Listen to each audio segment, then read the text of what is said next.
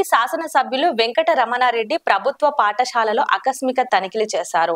పాఠశాలలో మధ్యాహ్నం భోజనంలో వారానికి ఒకేసారి గుడ్డు పెడుతున్న విషయం నేడు కామారెడ్డి మండలం మద్దికుంట రెడ్డిపేట పాఠశాలలో ఆకస్మిక తనిఖీలు చేసిన శాసనసభ్యులు వెంటనే సంబంధిత పాఠశాల మధ్యాహ్న భోజన ఏజెన్సీ వాళ్లతో, పాఠశాల ప్రధానోపాధ్యాయునితో మరియు ఎంఈఓతో పాటు ఫోన్ లో మాట్లాడి పిల్లల పౌష్టిక ఆహార లోపం రావద్దనే ఉద్దేశంతో వారానికి 3 సార్లు గుడ్డు పెట్టాలనే నిబంధన ఉందని, బిల్లులకు సాకుగా చూపి గుడ్డు పెట్టకపోతే ఎలా అని ప్రశ్నించారు.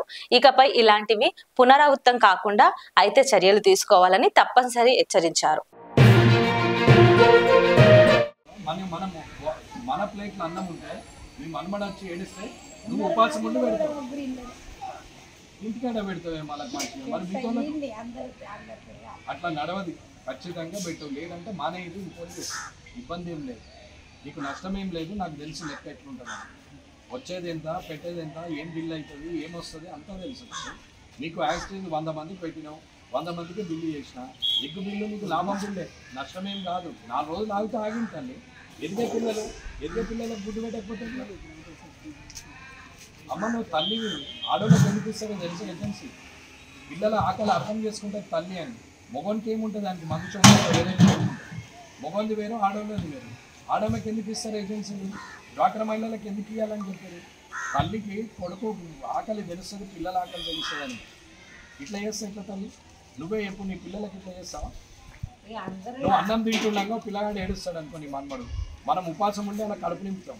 అది ఆడతల్లి గుణం. మొగోంది అవన్నీ ఉండవు. నీకు కష్టం ఉండని ఏమన్నా ఉండని, బిల్లు వచ్చినాడు బిల్లు తీసుకుంటావు. 3 పెట్టాల్సిందే. ఇలా ఎగ్గులు రేపు తెచ్చి అండి ఇలా పెట్టాలి సార్, 3 సార్లు పెట్టాలి కదా. మరి ఒకటే ఎగ్గు పెడుతున్నారట. ఇది ఎన్ని నెలల నుంచి ఇట్లా నడుస్తున్నారు? ఇస్తే ఏజెన్సీ మారవాలి.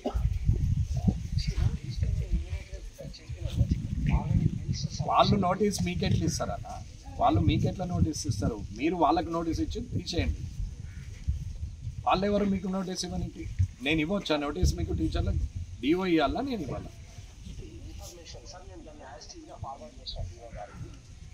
అది దట్ ఈస్ ఆ డ్యూటీ అన్న. డ్యూటీ గురించి మాట్లాడతలే, గుడ్ ఇంటెన్షన్ సోషల్ సర్వీస్ గురించి మాట్లాడుతున్నాం. మీరు డ్యూటీ అక్కడి నుంచి 2 వచ్చింది, అటు ఫార్వర్డ్ చేశారు, అది అయిపోతుందా ఇక రెస్పాన్సిబిలిటీ?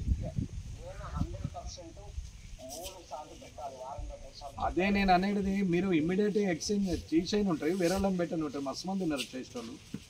అంతకుముందు మిడ్ డే మీల్స్ పైసలు 6 నెలలు సంవత్సరం రానప్పుడు నేను కూడా సపోర్ట్ చేసిన. సరే అమ్మ అరటిపండు పోండం ఏదో నడవని అని అనుకున్నాం. ఎప్పుడు అది నేను గెలవక ముందటి సంగతి. అది గెలిచిన తర్వాత ఇప్పుడున్న గవర్నమెంట్ అయితే రెగ్యులర్గానే ఇస్తున్నది. ఏ గవర్నమెంట్ అయితే ఏముంది రాని. ఎగ్గు పైసలు ఒకటి, 9th 10th పైసలు ఒకటి రావట్లేదు. 8th క్లాస్ వరకు అయితే రెగ్యులర్గా పేమెంట్ అవుతుంది. ప్రాఫిట్ మార్జిన్ ఏదైతే ఉందో ప్రాఫిట్ మార్జిన్ ఆగుతున్నది. అది 4 రోజుల తర్వాత ఒక్కసారి వస్తుంది. వచ్చినప్పుడు బిల్లు మీరు ఎగ్గులతో సహా చేస్తున్నారు కదా, సిఆర్పి చూస్తున్నారా లేదా? మరి ఎగ్గులతో సహా బిల్ చేస్తున్నారంటే ఏమన్నట్టు దీని అర్థం? అలా మీరు పెట్టినప్పుడు కట్ చేయండి బిల్లు. చేస్తే పిల్లలు నష్టపోతున్నారు కదా, గవర్నమెంట్కి లాభం ఉంటుంది, పిల్లలకు నష్టమే కదా. ఏజెన్సీని మారవండి కదా అంటున్నా. అయితే ఇప్పుడు ఇవాళ మంగళవారం, బుధవారం, ఇవాళ ఎగ్గు పెట్టాలా? పెట్టినావా?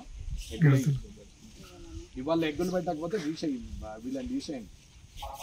స్పీకరే పెట్టినా, పిల్లలంతా తింటున్నారు, మీ సార్లు తింటున్నారు, ఏజెన్సీ అమ్మ కూడా ముందటనే ఉంది. ఇవాళ ఎగ్గు పెట్టకపోతే ఏజెన్సీ మారాలా? రేపు పొద్దున మీరు ఎవరన్నా తెప్పించామంటే తీసేయండి, వేరే ఏజెన్సీని అలాంటి. లైక్ చేయండి, షేర్ చేయండి, సబ్స్క్రైబ్ చేయండి. మరిన్ని వీడియోల కోసం బెల్ సింబల్ పై క్లిక్ చేయండి.